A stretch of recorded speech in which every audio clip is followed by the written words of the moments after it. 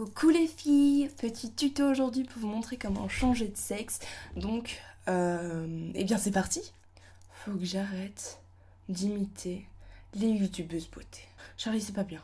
Non. On envoie le générique.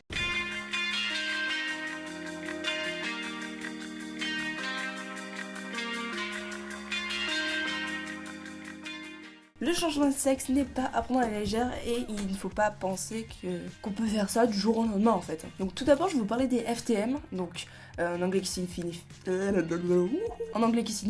female to male, donc femme à homme. Il existe aussi donc FTM qui signifie male to female, donc homme à femme. Et du coup, je vais pas trop parler de ce terme parce que j'y connais pas grand chose. Du coup, si vous voulez que je fasse une vidéo genre exprès là-dessus, donc là je fais une vidéo sur les FTM, si vous voulez que je fasse une vidéo exprès là-dessus, je peux la faire et me renseigner, tout ça. Enfin, moi j'aime bien tout ça. Voilà. Donc, les FTM sont des femmes qui changent de sexe pour devenir physiquement des hommes. Je dis bien physiquement des hommes parce que mentalement, elles sont transgenres, en gros. Je vais donc vous parler d'une transition médicale FTM. Tout d'abord, avant de se lancer dans ça, tel parcours, nous avons besoin d'un psychiatre. Donc d'un suivi psychiatrique, parce que les trans sont des malades mentaux. Non, je déconne. On est aussi tard avec vous, les cisgenres. Genre, je ne sais pas comment ça se prononce. Donc nous devons consulter régulièrement un psychiatre pour qu'il finisse par nous dire que nous sommes bien transgenres. Qu'on est ce qu'on prétend être. J'applaudis pas, hein, parce que là... Bon après parfois certains ont de la chance, hein.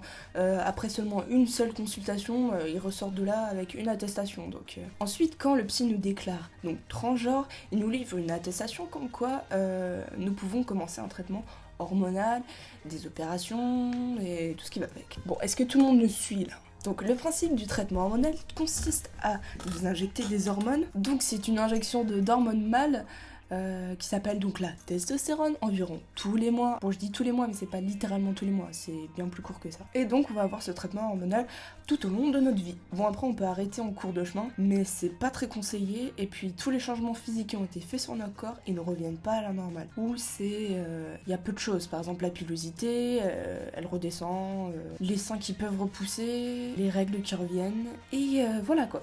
Donc pour se procurer des hormones, il faut donc consulter un endocrinologue, un médecin des hormones, qui vous donnera une ordonnance pour vous prescrire des hormones. Donc. Et avant ça, on a des examens de sang à faire pour voir si tout va bien et tout ça. Donc je pense que la prise de testostérone est vraiment importante dans le déroulement de notre parcours pour certains, je dis bien pour certains, car prendre des hormones va nous transformer le corps, nous faire grandir, enfin un petit peu, nous arrêter les règles, nous muscler, nous faire muer, et nous donner beaucoup plus de poils sur tout le corps.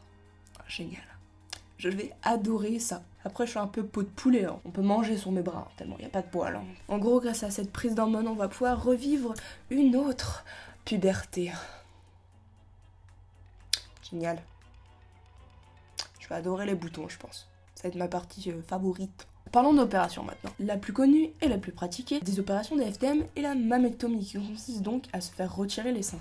De la même manière qu'on les enlèverait à quelqu'un qui a un problème au sein, qui a un cancer par exemple, c'est un peu le même truc. Une opération suivante. L'hystérectomie, qui consiste à stériliser la personne. On retire l'utérus, les ovaires. Donc c'est une opération qui est faite à l'intérieur, donc à l'extérieur on va pas voir beaucoup de changements et donc ça sert à éviter les complications car en gros les ovaires sont pas habitués à recevoir des hormones masculines dans le corps féminin. Je tiens à dire aussi que en France on est obligé de se faire stériliser, donc d'avoir une hystérectomie, j'avais oublié, donc d'avoir une hystérectomie pour changer de nom, enfin changer de prénom et changer de sexe sur les papiers d'identité, donc c'est n'importe quoi. Bon, on continue. Donc après, le reste des opérations est génital. Enfin, je parle pour les FTM. Mais je vais pas trop m'attarder dessus. Bon, En bref, il y a la phalloplastie qui consiste à créer un pénis à l'aide de tissus du bras ou de la jambe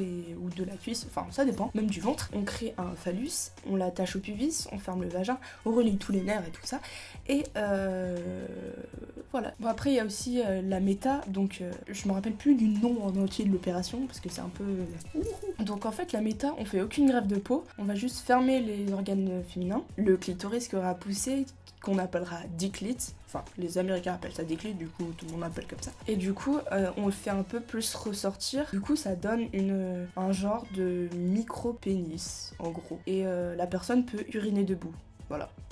Donc c'est magique. Bon après sachez que la phalloplastie, la méta, c'est vraiment des choses optionnelles car ça coûte de l'argent, ça coûte du temps et ça coûte de la santé. Et donc je vais vous parler de la dernière étape, enfin pour moi qui serait la dernière étape de mon propre parcours, c'est le changement de sexe et de prénom au niveau de l'état civil.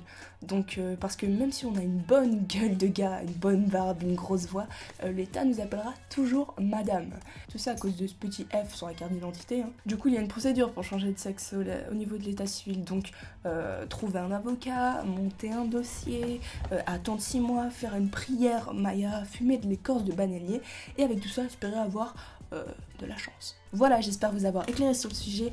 Comme sur un dîner de famille, pendant un débat sur le changement de sexe, vous serez posé. Bon, après ce que je viens de présenter n'est pas le parcours de tout trans faisant une transition, donc c'est plutôt un espèce de parcours type que proposent les médecins, les psys et les hôpitaux, tout ça. Donc je précise également dans cette vidéo que je vais parler d'un parcours au niveau médical et pas d'une simple transition. La réalité c'est que une transition peut commencer avec juste un coming out ou quand on demande aux gens de nous appeler par notre prénom masculin. Donc voilà, en tout cas sachez que si vous êtes perdu dans quoi que ce soit, dans votre parcours ou quoi, vous pouvez toujours vous renseigner aux professionnels. Des psychologues, des psychiatres, des médecins, des sexologues ou même le planning familial pour avoir des renseignements et de l'aide. Donc comme d'hab, n'hésitez pas à poser un maximum de questions, j'y répondrai totalement dans les commentaires, que ce soit sur Facebook, sur YouTube, sur Instagram. Hey, et si vous avez apprécié cette vidéo, mettez un petit pouce bleu, c'est juste en bas, je sais plus trop par là, enfin bref. Et vous pouvez me joindre en 2 clics sur Facebook et dans les messages. Tous les liens sont dans la description. Bye.